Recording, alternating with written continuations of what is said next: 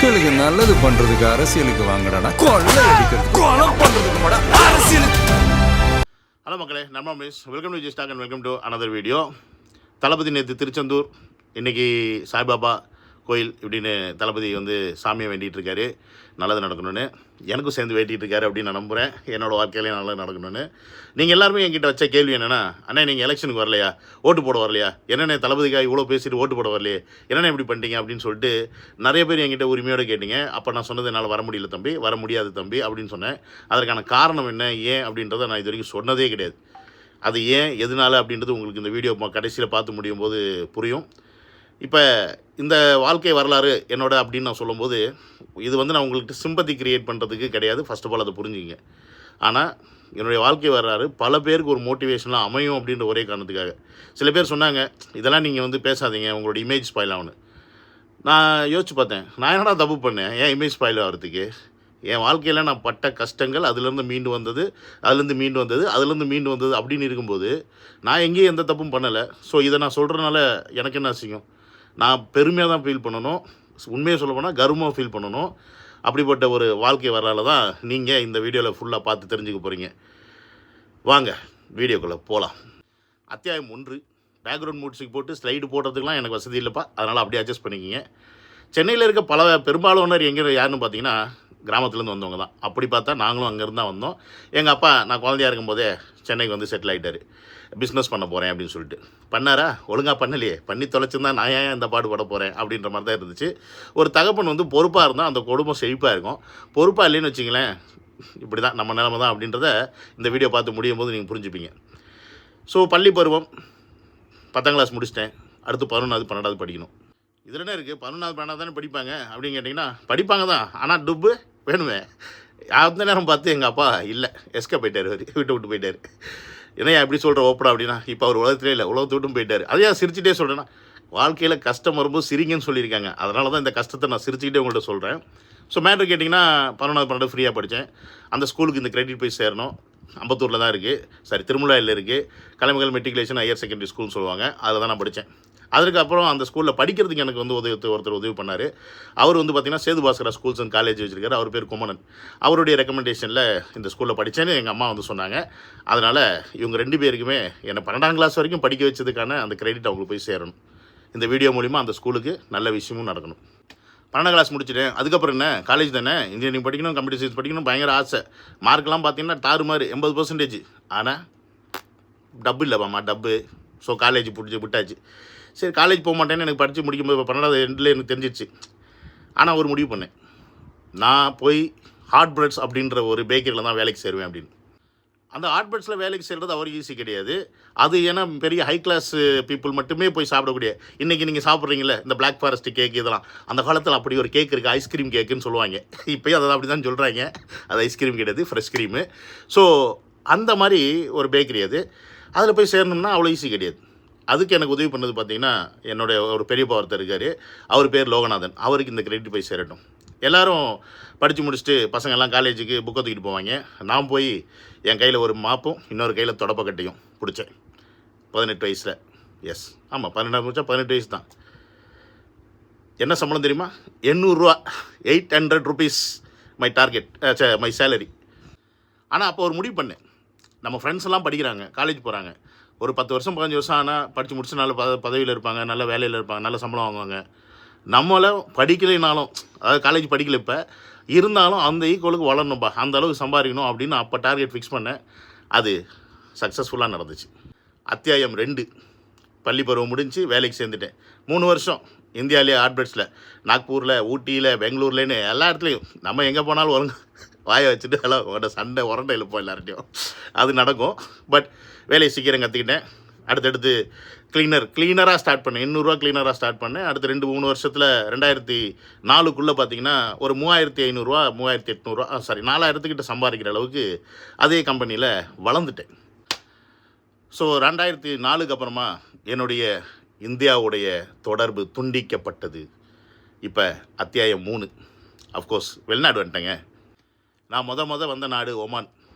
என்ன கம்பெனின்னு பார்த்தீங்கன்னா Lulu hyper market அப்படின்னு சொல்லுவாங்க. கோயம்புத்தூரில் மட்டும்தான் ஓப்பன் பண்ணியிருக்காங்க. சென்னையில் ஓப்பன் பண்ணுறதுக்கான ஒரு வாய்ப்பு இருந்துச்சு. அதை வந்து அரசியல் பல காரணங்கள்னால அது நடக்காமல் போயிடுச்சு. மிகப்பெரிய ஒரு எப்படி சொல்கிறது, ஒரு ஹைப்பர் மார்க்கெட் குரூப் இன்றைக்கி உலகம் ஃபுல்லாக பரவி இருக்குது. அந்த கம்பெனியில் தான் வந்து சேர்ந்தேன். அப்போ என்னுடைய சம்பளம் முத 12,000 நம்ம ஊர் காசுக்கு. அப்பாடா டக்குன்னு பார்த்தீங்கன்னா 4,000லேருந்து 12,000 வந்தேன். எனக்கு அப்புறம் நிறைய ஆசைலாம் இருந்துச்சு. அம்மாவுக்கு நான் வாங்கி கொடுக்கணும், அப்புறம் அக்காவுக்கு செய்யணும்.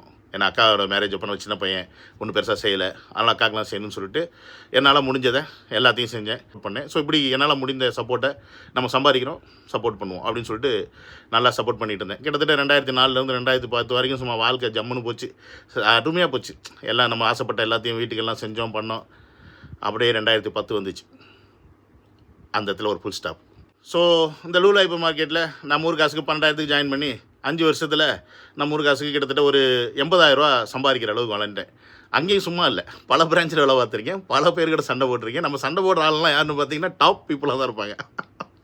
மேனேஜர், ஜென்ரல் மேனேஜர் இப்படி தான் இருக்கும் அவங்க. ஏன்னா நம்மளை போட்டு அடிக்கடி நடிப்பாங்க, நமக்கு வாய் சும்மா இருக்காது. அதனால் திருப்பி எதிர்த்து கேள்வி கேட்டால் பிடிக்காது நம்ம மக்களுக்கு தான். அதனால் நமக்கு வச்சு செய்வாங்க நல்லா. சரி, ஒமான்லேருந்து 2.5 வருஷம் முடிஞ்சு அதே கம்பெனி பஹ்ரைனில் வந்தேன். ஸோ பஹ்ரைனில் வந்து 2010 பஹ்ரைனில் முடித்தேன். ஏன் முடித்தேன் அப்படின்னு கேட்டிங்கன்னா, அது ஒரு ட்ராஜடி. எல்லாம் போன வயசு, எல்லாருக்கும் ஒன்று வருமே, என்ன லவ்னு.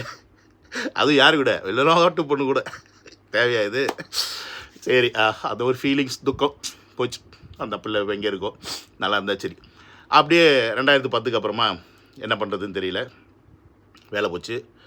திருப்பி இந்தியாவுக்கு வந்துட்டேன். அடுத்து எனக்கு வந்து திருப்பி அரபு நாடு வரதுக்கு பிடிக்கல. என்ன பண்ணலாம், கப்பலில் போய் வேலை பார்க்கணும் அப்படின்னு ஆசை, ரொம்ப ஆசையாக இருந்துச்சு. அப்படியே பாம்பே பக்கம் ஏன்னா வேலை தேடி வெளிநாட்டுக்கு வரணும், பாம்பே பக்கம் தானே போகணும். பாம்பே பக்கம் போனேன், அப்படியே இன்டர்வியூ அட்டென்ட் பண்ணேன். ஓகே பண்ணிட்டாங்க. அடப்பாயிலடா ஓகே பண்ணிட்டீங்க அப்படின்னு ரொம்ப சந்தோஷம். முதல்ல யூகேக்கு ஒரு விசா போட்டுருந்தாங்க, அங்கே போட்டேன். எங்கள் கப்பல் அமெரிக்கா கப்பல். அமெரிக்காவுக்கு வந்து எம்பசியில் சென்னையில் விசா போட்டுருந்தாங்க. பாவி பேருக்கு விசா தரல, கடுப்பையை கிளப்பிட்டாங்க. திருப்பி போய் அப்ளை பண்ணணும்னா திருப்பி 7,000 10,000 செலவு பண்ணணும். போகாமல் ஏறாண்டி உங்கள் நாட்டுக்கு வந்தால் வர என்னை வர வேண்டான்னு சொல்லிட்டு, உனக்கு எதுக்கடா நான் வரணும்னு சொல்லிட்டு அப்படியே அந்த கம்பெனிக்காரன் சொல்லிட்டு, எனக்கு விசா கிடைக்கல, என்ன பண்ணால் சரி நான் உங்களுக்கு வேறு இடத்துக்கு மாற்றி தரேன்னா. அப்படியே 5-6 மாதம் ஓடி போச்சு, எங்கேயுமே கொடுக்கல. அப்புறமா ஃபோனை போட்டு சத்தம் போட்டேன், என்னடா ஆச்சு அப்படின்னு. சரி சார் நீங்கள் ஆஸ்திரேலியா போகிறேனையோ எங்கேயாவது அனுப்பி போடுறா அப்படின்னோடனே டக்குன்னு ஆஸ்திரேலியாவுக்கு எம்பசி வந்து கால் இருந்துச்சு. ஒரு வாரம் சர்றன்னு கிளம்பிட்டேன். ஏன்னு கேட்டிங்கன்னா, நான் லூலூவில் வேலை பார்த்துட்டு இருக்கும்போதே ஒரு வாட்டி 2008 ஆஸ்திரேலியாவுக்கு 1 வீக் ட்ரிப் வந்து கம்பெனி மூலிமா போயிட்டு வந்தேன். இதில் பல சுவாரஸ்யங்கள்லாம் இருக்குது. ஏன்னா ஒமானில் இருந்த ஒரு செஃப்பு கூட நான் சண்டை போட்டிருந்தேன். அதுக்கப்புறம் பஹ்ரைன் வந்ததுக்கப்புறம் அந்த செஃப்பு நானும் பார்த்தீங்கன்னா சேமாக போகிறோம். அவனுக்கு சமகாண்டு, ஏடா எனக்கு ஈக்குவலாக நீ இங்கே வரியாடா அப்படின்னு. நமக்கெல்லாம் பார்க்கும்போது சும்மா அப்படி கெத்தாக இருக்கும். அப்படியே கிளம்பி போனேன். ஒரே ஒரு கான்ட்ராக்ட் ஷிப்பில் 2011. ஆனால் ரொம்ப ஹோஸ்ட்டுங்க, செம்ம கேவலமாக ட்ரீட் பண்ணுறாங்க. நல்ல வேலை நான் நினச்சேன், சின்ன வயசுலேயே நம்ம ஷிப்பில் போயிருந்தா நம்ம வாழ்க்கை நாசமாக போயிருக்கோம். ஏதோ வெளியில் இருந்தனால எல்லாத்தையும் கற்றுக்கிட்டேன் வேலையெல்லாம். அங்கே போனோம்னா என்ன வேலை சொல்கிறேன்னா தொடச்சிக்கிட்டே இருக்கணும் நீ கான்ட்ராக்ட் ஃபுல்லாக, வேறு எந்த வேலையும் கொடுக்க மாட்டான். அடிமை மாதிரி நடத்துவாங்க. இந்த இழவு கிடையாது இந்த கப்பலில் வேலை ஆகணும்னு சொல்லிட்டு ஒரே கான்ட்ராக்ட் தான், முடிஞ்சு போச்சு. ஸோ அத்தியாயம் 4, நான் சம்பாரித்த எல்லா காசையும் நானே அழித்த தருணம். எப்படின்னு கேட்குறீங்களா? அதையும் சொல்கிறேன். தப்பாலாம் எதுவும் பண்ணி அழிக்கலையா நீங்கள் வேறு அப்படி நினச்சிக்காதீங்கயா. நமக்கு இந்த க்ரோத் இருக்குது பார்த்தீங்களா, க்ரோத் வந்து தடுத்துக்கிட்டே இருக்குது, அங்கங்கே தடுத்துக்கிட்டே இருக்குது. எங்கேயுமே ஒரு லெவலுக்கு மேலே ரீச் ஆக முடியல. நம்ம வந்து அதுக்குள்ளேயும் 4-5 லாங்குவேஜ் கற்றுக்கிட்டோம்.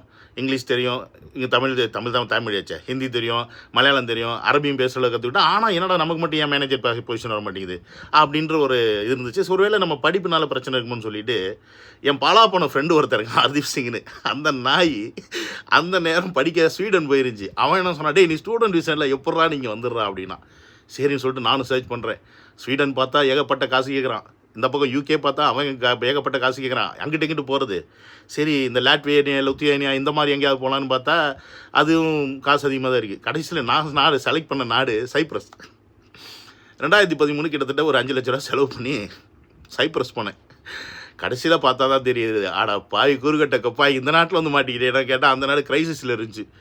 போய் வேலை தேடுறேன். 10 நாள் எனக்கு வேலை கிடச்சிச்சு அங்கே. ஏன்னா நம்ம தான் செஃப் ஆச்சே. ஆனால் மேட்ரு என்னென்னு கேட்டிங்கன்னா க்ரைசிஸ் இருந்தனால அந்த ஊர் கவர்மெண்ட் சட்டப்படி ஸ்டூடெண்ட்டாக இருக்கிறவன் ஒரு கவர்மெண்ட்லேருந்து பேப்பர் வாங்கிட்டு வரணும். அவன் யாருக்குமே வந்து அப்ரூவல் கொடுக்கல, எல்லாமே இல்லீகலாக தான் வேலை பார்த்துட்டு இருந்தாங்க. அதனால் எனக்கு அந்த ஜாப் கிடைக்கல. அப்புறம் ஒரு வருஷம் நம்ம காசை கட்டிட்டு வந்துட்டோமே, என் கூட 2 பேர் சேர்ந்து வந்தாங்க. அவங்க ஒரே வாரத்தில் ரிட்டர்ன் வந்துட்டாங்க ஊருக்கு. நான் ஒரு வருஷம் ஸ்ட்ரகிள் பண்ணேன், படித்தேன்.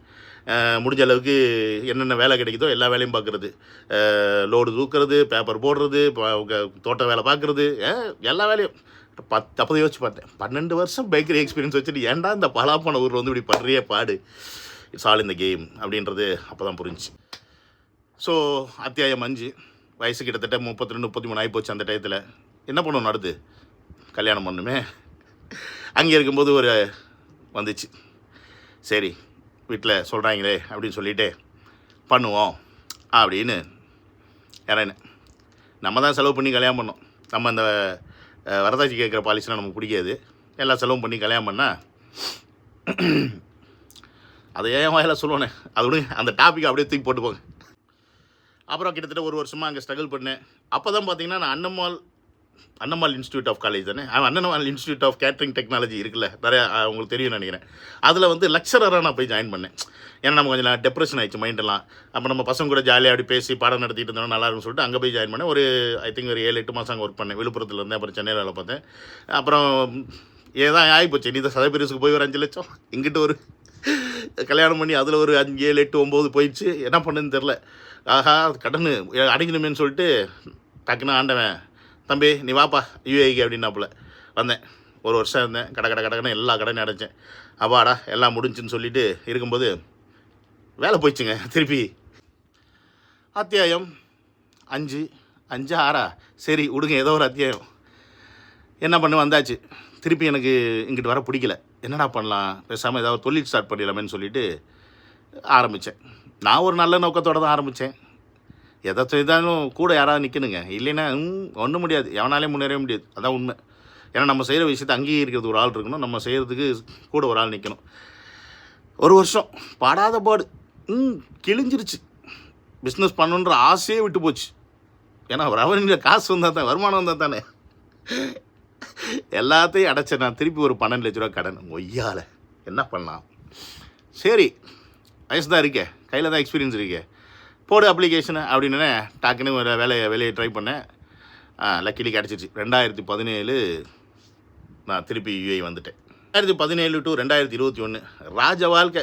சும்மா ஜம்முன்னு இருந்தேன். கடன் இந்த பக்கம் சம்பளம் வாங்குறது, அடைக்கிறது, ஊரில் கார் வாங்குறது. கொரோனா டயத்தெல்லாம் கார் வாங்கிலாம் அம்மாலாம் ஜாலியாக ஊருக்கு வருதுன்னு அப்படிலாம். சும்மா சொந்தக்காரன் பந்தக்காரன்லாம் கண்ணு வயிறு எறிவாங்க.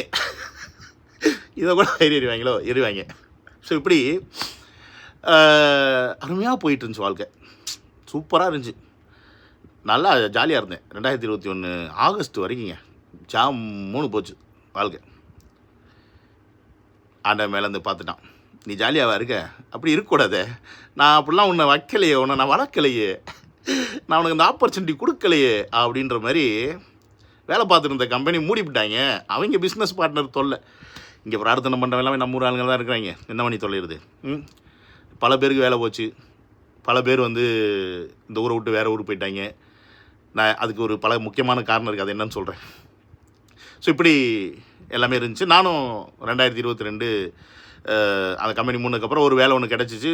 ஸோ அந்த வேலையெல்லாம் பார்த்தேன். பட் அன்ஃபார்ச்சுனேட்லி அது நமக்கு செட் ஆகலை. அதனால் சரி ஊருக்கு போவோன்னு சொல்லிவிட்டு ஊருக்கு வந்தேன். ஒரு 2022 ஒரு 2-3 மாதம் ஊரில் இருந்தேன்.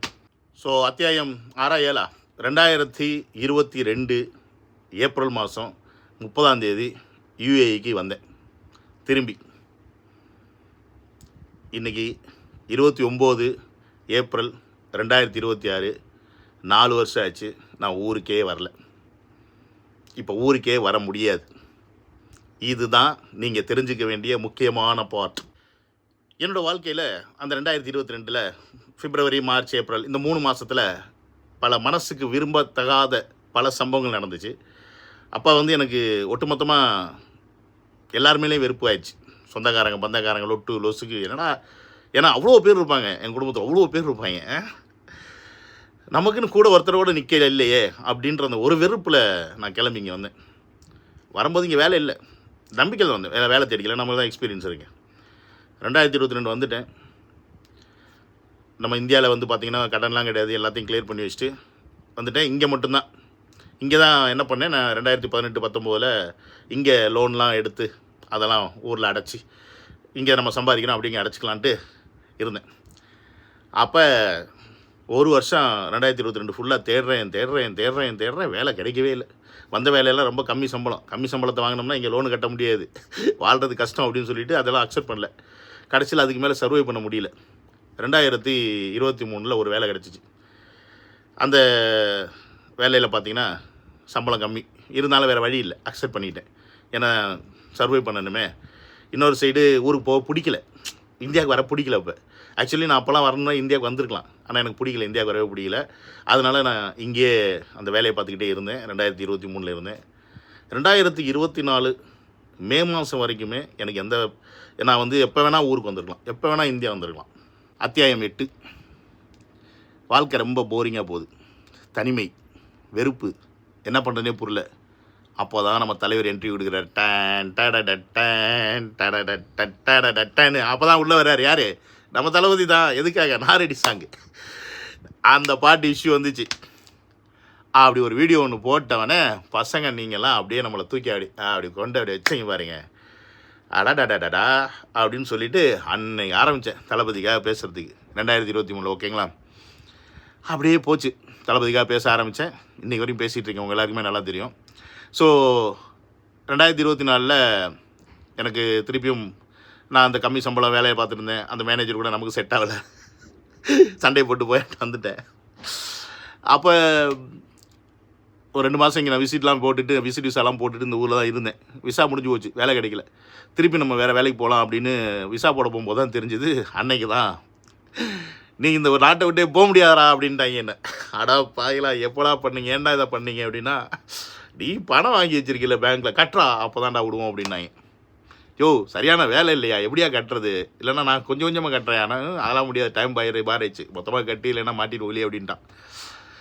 சரி பார்த்துக்கலாம் அப்படின்ட்டு அன்றைக்கி உள்ளே இருந்தவன், அன்றைக்கி மாட்டினோம் தான். ஆக்சுவலி உண்மையாக என்ன சொல்ல போனால், எனக்கு நான் ஓடி வரணும்னு நினச்சிருந்தா ஓடி வந்திருக்கலாம். எப்போ 2024 முன்னாடி. பட் எனக்கு அது பழக்கம் கிடையாது. நம்ம கடன் பட்டோம்னா நம்ம தான் அடைக்கணும். தட் இஸ் ஜென்யூனிட்டி, உண்மை. நான் உண்மையாக தான் இருப்பேன். அப்புறம் 2024 இப்போ 2026 போச்சு. இந்த 2 வருஷத்தில் பார்த்தீங்கன்னா 3 வேலைனா 3 ஜாப் மாறிட்டேன். ஏன்னா அப்போ 2024 ரொம்ப கம்மி சம்பளத்துக்கு ஒரு ஜாப் கிடச்சிது.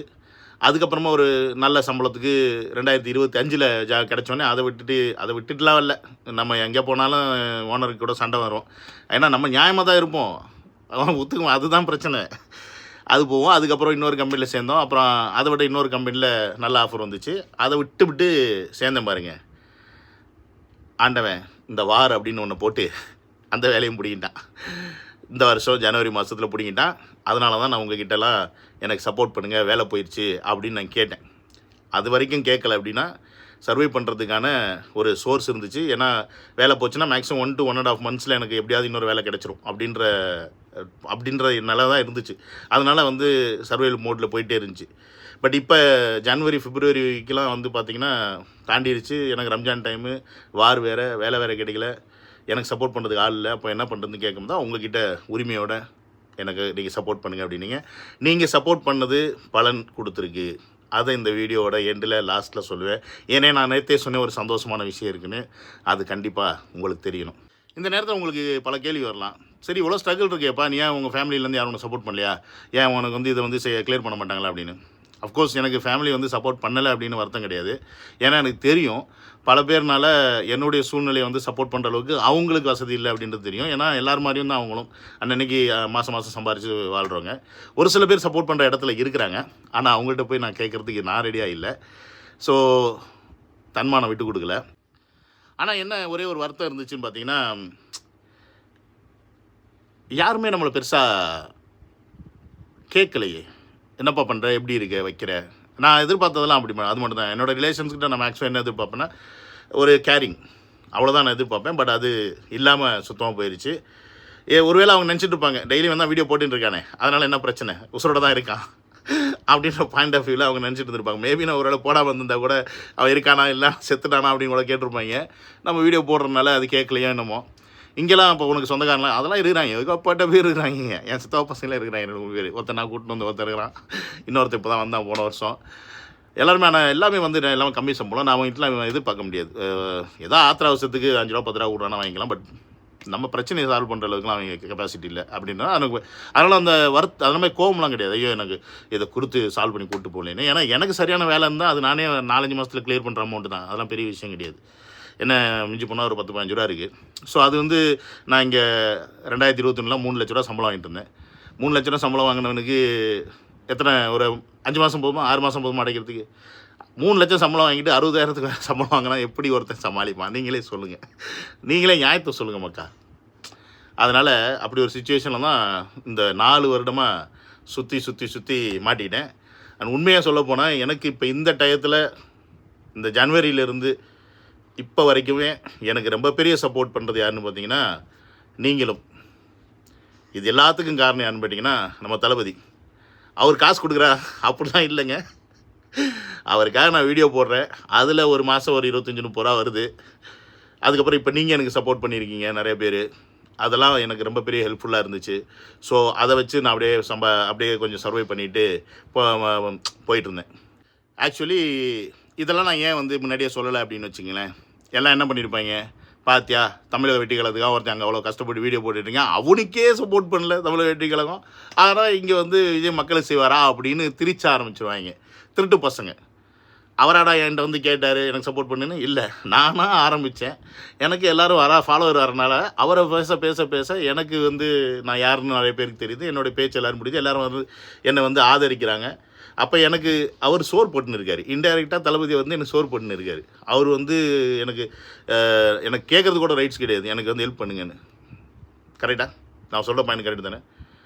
ஆனால் நம்ம சூழ்நிலை அவருக்கு தெரிஞ்சிச்சுன்னா கண்டிப்பாக அவரே அப்படின்றதுக்குலையும் அவருக்கெல்லாம் வந்து அப்படி அந்த ஒரு ஃப்ளைட் ஜேர்னி போயிட்டு வர காசு தான் அவருக்கு அது அப்படி முடிச்சுட்டு போயிடுவார். பட் நமக்கு வந்து அந்த மாதிரி எப்படி சொல்கிறது, உதவி வாங்கிட்டு இப்படிலாம் இருக்கக்கூடாது. எதாக இருந்தாலும் அவங்களுக்கு என்ன தோணுதோ அதுதான். ஸோ இப்படி என்னால் இந்த ஊரை விட்டு வர முடியாமல் இந்த லோனில் மாட்டிக்கிட்டேன். ஸோ இப்போ என்ன பண்ணலாம் அப்படின்ற பயங்கரமான ஒரு டென்ஷன். ஏன்னா இன்றைக்கி கடைசி நாள்.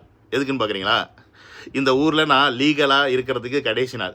இதுக்கப்புறமா நான் இருக்கிறது எல்லாமே இல்லீகல். அதாவது ஒவ்வொரு நாளைக்கும் நம்ம ஊருக்கு 1250 ரூபா ஃபைன் போடுவாங்க. அதுதான் நான் நிதர்சனமான உண்மை. ஆனால் ஆண்டவன் கைவிடலை. என்னுடைய போராட்டத்துக்கும் என்னுடைய இந்த கஷ்டத்துக்கும் ஆண்டவன் கைவிடலை. ஏன்னா என் கூட நின்னது நீங்கள், என் கூட நின்னது தளபதி.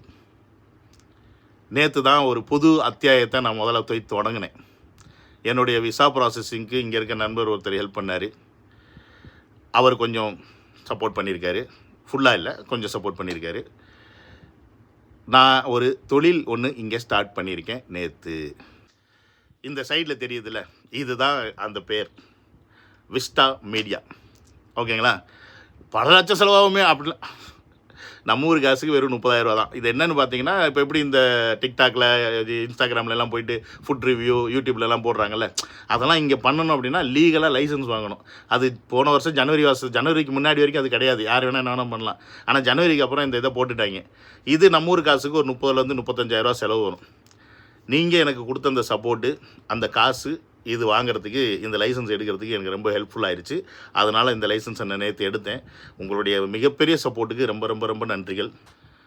ஸோ விசா ப்ராசஸிங் இருக்குது. அதுக்கு இன்னும் கொஞ்சம் இன்னும் கிட்டத்தட்ட ஒரு 80,000 1 லட்ச ரூபா வந்து கொடுக்க வேண்டியது இருக்குது. ஒரு மாதம் டைம் இருக்குது. அதுக்குள்ளே நான் எப்படியாவது அந்த படத்தை கொடுத்துட்டேன் அப்படின்னா விசாவும் வந்துடும். அதற்கப்புறமா நம்ம வந்து இங்கே இருக்கக்கூடிய பல கடைகளில் போயிட்டு ரிவ்யூ பண்ணி அதுலேருந்து ஒரு வருமானத்தை ஏர்ன் பண்ணி சர்வை பண்ணுறதுக்கான ஒரு சான்ஸையும் கொடுத்துட்டாரு. நான் வந்து ஒரு தொழில் பண்ணுறதுக்கான ஒரு வாய்ப்பையும் வந்து ஆண்டை வந்து ஏற்பண்ணி கொடுத்துட்டாரு. ஒருவேளை எனக்கு வேலை கிடச்சிருந்துச்சி அப்படின்னா நான் திருப்பி வேலையில் போய் சேர்ந்துருப்பேன். அங்கே ஒரு 6 மாதம் இருந்து அந்த எனக்கு மேலே வேணால் அங்கே வருவாங்க கண்டிப்பாக, அவங்களோட சண்டை போடுவேன். கடைசியில் நம்ம வேலை போவோம். திருப்பி இதே ஒரு சூழ்நிலை உட்காந்துருப்பேன். இப்போ அந்த சூழ்நிலையில் உட்காராத மாதிரி ஒரு சூழ்நிலையை ஆண்டவனாக இப்போ எனக்கு திருப்பி வந்துருக்கான்.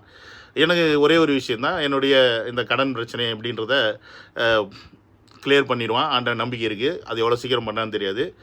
அது முடிஞ்ச உடனே நான் கண்டிப்பாக ஊருக்கு வருவேன். அந்த டைமில் சிஎம் தளபதி விஜய் அவர்களை நான் மீட் பண்ணுவேன் அப்படின்ற நம்பிக்கை எனக்கு இருக்குது. ஏன்னா மே 4க்கு அப்புறம் அவர் தானேப்பா சிஎம்மு. இப்போ இதுதான் என்னுடைய கதை. இது வந்து நான் வந்து சொல்ல வெக்கலப்படலை. இதில் நிறைய விஷயங்களை நான் வந்து உங்கள்கிட்ட சொல்லலை. அதெல்லாம் ரொம்ப டீப்பாக ஃபேமிலி இமெயிலாம் போவோம். இந்த ஸ்ட்ரகிள் எல்லாமே என்னுடைய ஸ்ட்ரகிள். 18 வயசில் சம்பாதிக்க ஆரம்பித்தேன். இன்னை வரைக்கும் நான் தான் சம்பாரிச்சிட்ருக்கேன். இன்னை வரைக்கும் என்னை நான் தான் பார்த்துட்ருக்கேன். இன்னை வரைக்கும் என் குடும்பத்தில் தேவையான விஷயங்களை முடிஞ்சளவு செஞ்சிட்ருக்கேன். எங்கள் அம்மாவுக்கு என்னால் முடிஞ்ச எல்லாத்தையும் இப்போ வரைக்கும் செய்வேன், கடைசி வரைக்கும் செய்வேன்.